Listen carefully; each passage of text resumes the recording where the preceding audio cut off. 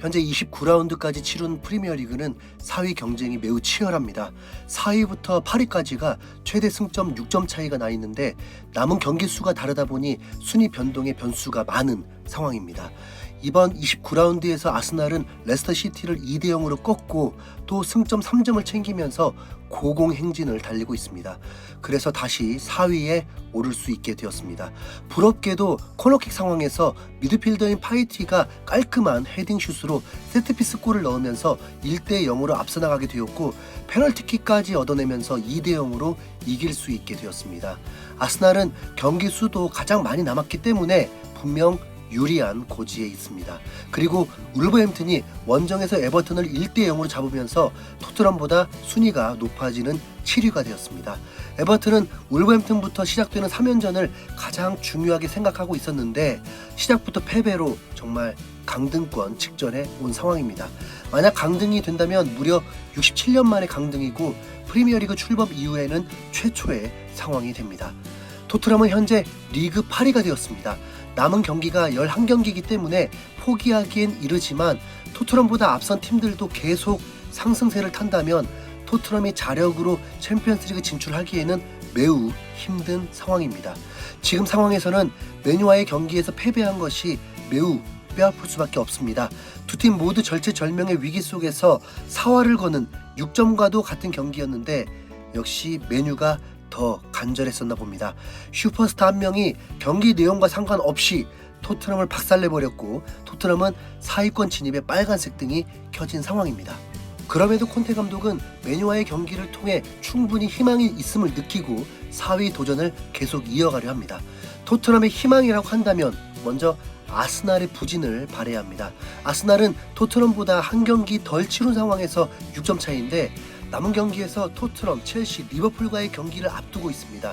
당연히 리버풀이 이기기를 바라야 하는 상황이고 비기기만 해줘도 감사해야 합니다. 그 경기가 바로 주중에 있게 되는데 토트넘은 브라이튼과의 원정 경기이고 아스날은 리버풀과의 홈 경기입니다. 당연히 토트넘 팬들이라면 토트넘은 이기고 아스날은 패배하길 바라겠죠. 그렇게만 되면 초접전이 됩니다. 왜냐하면 토트넘은 아스날과의 홈경기 맞대결도 남겨두고 있기 때문입니다. 모든 전제는 토트넘이 승리할 수 있을 만큼 경기력이 좋을 때 상황입니다. 그런데 팬들이 불안해하는 건 바로 손흥민의 아쉬운 활약입니다. 토트넘에서 손흥민에 대한 기대가 너무 커서 공격 포인트를 못 올리거나 팀 승리의 주역이 되지 못하면 무조건 화살을 돌리고 있는 상황입니다. 케인은 맨유전에서 페널티킥을 넣었을 뿐 손흥민보다 더 미비한 활약이었음에도 손흥민을 더 질타하고 콘테 감독과 인터뷰에서 실제로 손흥민을 지목하면서 그의 부진에 대한 질문을 하기도 했습니다. 콘테 감독은 그런 질문에 강하게 부인하며 손흥민은 토트넘에서 가장 중요한 선수 중 한 명이라면서 옹호해 줬습니다. 토트넘은 맨유와의 경기에서 득점이 없어서 패배한 것이 아니라 실점이 많아서 패배를 했습니다. 첫 번째 골은 그냥 원더골이니까 넘어가고 두 번째 골은 토트넘 옵사이드 트랩이 실패되면서 일어난 것입니다. 토트넘이 수비 라인을 올리면서 더 공격적으로 나가고 있는데 맨유가 하프라인에서 공을 소유하고 있을 때 산초가 갑자기 스프린트를 시작했고 이에 택배를 보내게 됩니다. 이 장면은 토트넘에서 손흥민의 주특기가 활용되면서 팬들에게 매우 익숙한 상황인데 이런 침투를 막기 위해서는 수비 라인의 호흡이 가장 중요한데 화면에 레길론이 잡히지 않을 정도로 더 아래에 있었고 킥이 되는 순간 레길론은 아차하면서 역으로 폴짝 첨프를 하고 라인을 올렸지만 온사이드가 되어버렸습니다.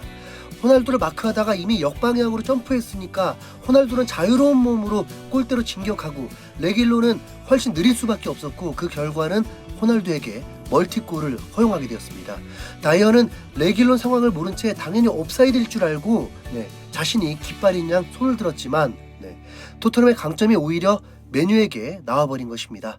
차라리 레길론이 어설픈 폴짝이 아니라 호날두를 집중마크하면서 질주를 선택했다면 득점 확률은 줄어들지 않았을까요? 세 번째 실점도 코너킥 직전까지는 호날두를 잘 마크하는 듯 하더니 킥이 날아올 때 노마크가 되어버린 수비 호흡이 패배의 원인인 거죠. 결국 수비수들 간의 호흡이 아직은 2% 부족한 것입니다. 그래도 맨유를 상대로도 잘 싸운 만큼 어떤 팀도 두려워할 필요 없이 자신감 있게 나간다면 남은 경기들 충분히 승산이 있다고 봅니다. 이제 브라이튼과의 목요일 새벽 4시 반 경기 승리하고 퐁당 이제 끊어버리고 퐁퐁만 5개 나올 수 있길 바라봅니다.